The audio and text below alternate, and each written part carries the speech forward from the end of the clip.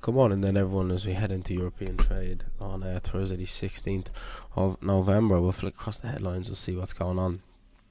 As you can see, Asian stocks fall as China's property pounds way on sentiment, but I wouldn't read too much into that. I mean, there's still underlying positivity in stocks from the sentiment over the last couple of days, certainly since inflation missed estimates on Tuesday.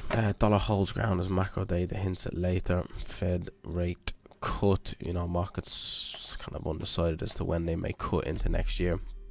Looks like they may be done with hikes, certainly for now, and barring any sort of aggressive spike higher in inflation. But you can see U.S. inflation plus sterling easing after UK inflation slows in October.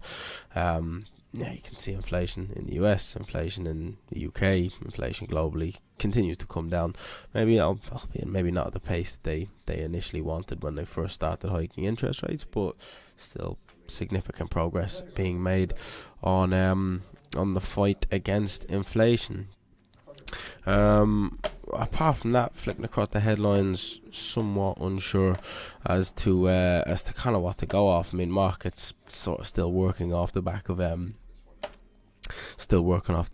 the inflation print on Tuesday. But in markets this morning, you can see negativity across the board in stock index. You can see the US equities, European equities, Asia Pacific equities, European and Asia. They're not exactly lower by any sort of massive amount. You can see the US dollar is higher, but again, it's not exactly higher by any sort of massive amount. US yields are lower, bonds bid, US dollar bids, a bit of safe haven trading.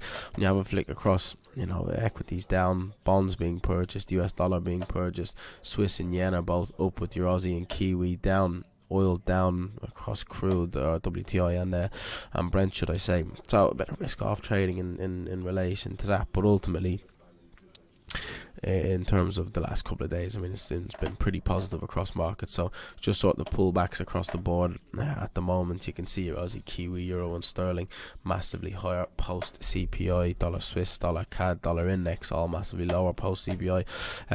Dollar yen though dips bought on dollar yen again. Japanese, with their interest rates still at negative. Interest rates globally, certainly in the US, above 5% does make the US dollar more attractive than the Japanese yen from a yield perspective.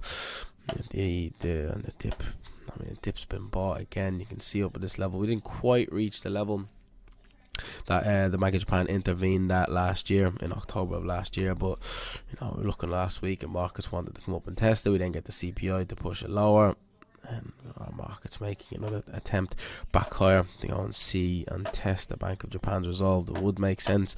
There's no reason for people to purchase the Japanese yen over the majority of the rest of these currencies as of now. Yields taking a turn for the worse though.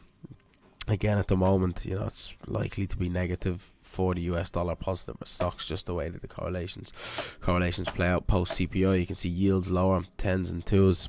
Both aggressively lower post CPI, which is, interest rates lower, which is US dollar lower, stocks positive, which is the reaction you saw the other day.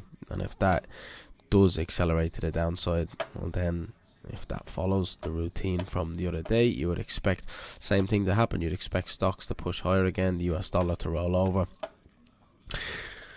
And that is sort of what we're seeing over the last couple of hours, but we're still pretty choppy across your S&P, your Dow Jones, your Nasdaq, your Russell making a slight attempt higher, the DAX, the Euro stocks and the FTSE making a slight attempt higher, in line with yields making a slight attempt lower.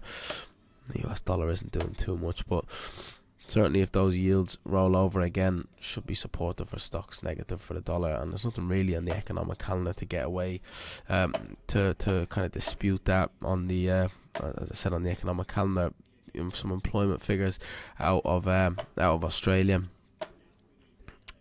in line with consensus. Unemployment rate rising slightly in line with consensus, which doesn't really mean too much in terms of Australia. We got a raft of US kind of data out later on, but none of them are massive.